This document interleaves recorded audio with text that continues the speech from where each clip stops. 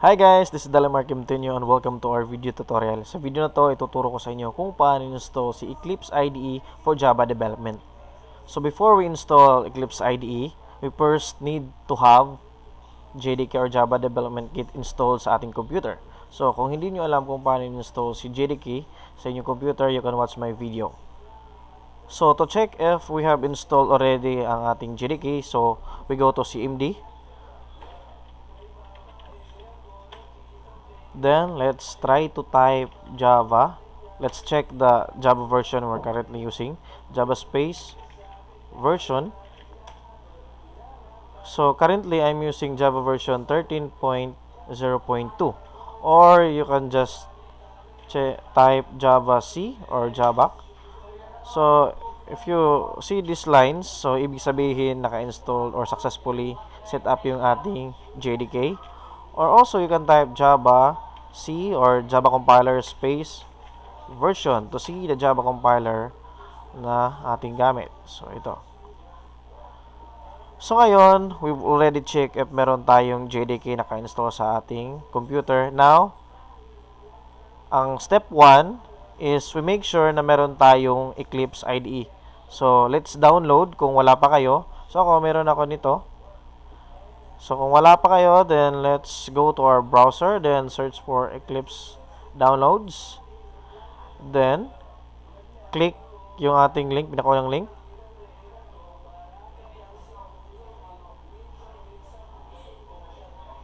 So as of the moment, ang pinaka-latest nating IDE is Eclipse IDE 2019. So 64-bit, download natin. Then click natin si download.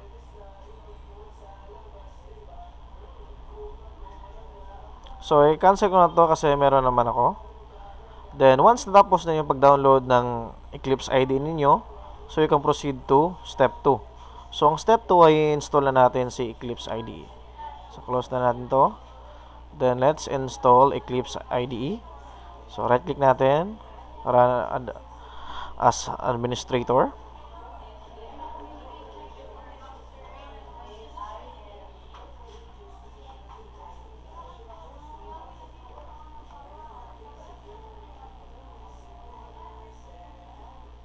So, hintayin na natin sa installation.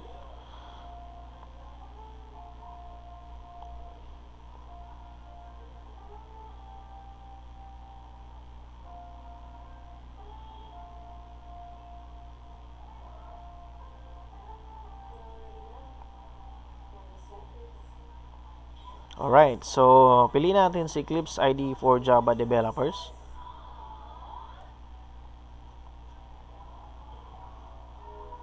Then, click natin si install. Hintayin lang natin matapos. So, remember accepted licenses or accept tayo. So, click ko to, check ko to, remember accepted licenses, then accept.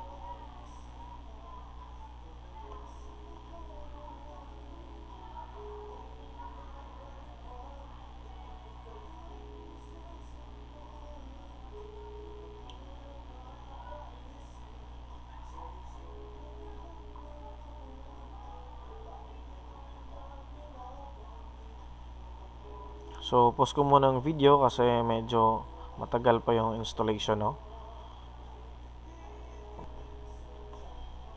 Okay, so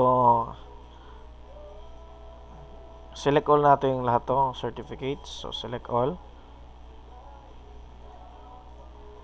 Then, always accept certificates, accept selected.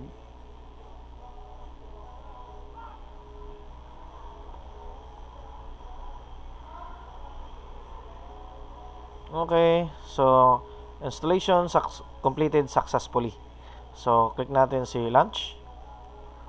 So, i-launch na yung ating Eclipse IDE. Close na natin to. Okay, so select a directory as workspace. So, let's leave it as default. So, let's click use this as the default and do not ask again. Check natin sa checkbox, then click launch. Then let's wait for Eclipse to start.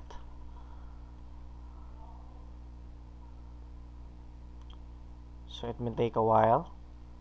It depends upon your unit or your personal computer.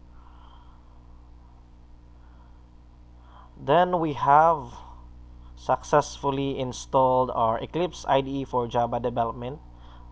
So let's maximize it. Now, let's check if gumagana ba si Eclipse IDE natin para sa Java development.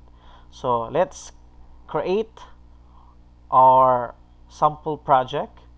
So let's go to File, then click New, then Java Project.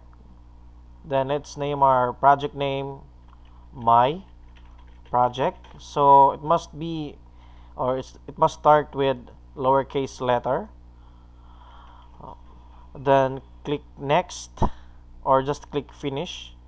Then as you can see, my project has SRC or source folder, so where our codes will be saved, no? So click natin sa Finish, then click natin Create Module.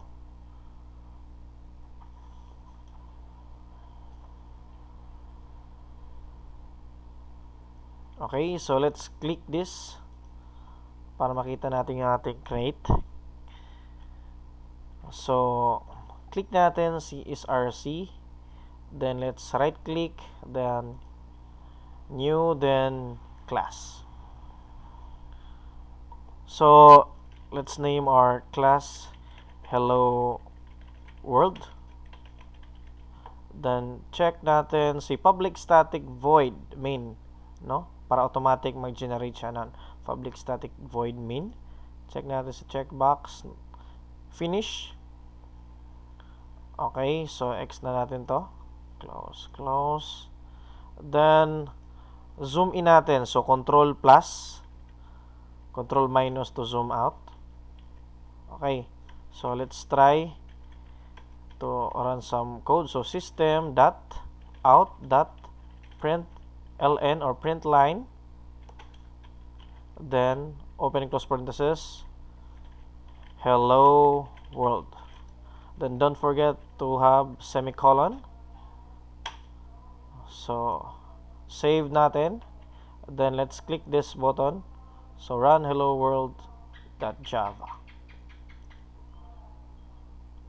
Okay, so congratulations, we have successfully run our first Java project, Hello World. So this is our console. So ganito lang kadali guys kung paano install si Eclipse IDE for Java development. So in our next video, I'm going to teach you on how to program using Java. So see you on my next video guys. Thanks for watching.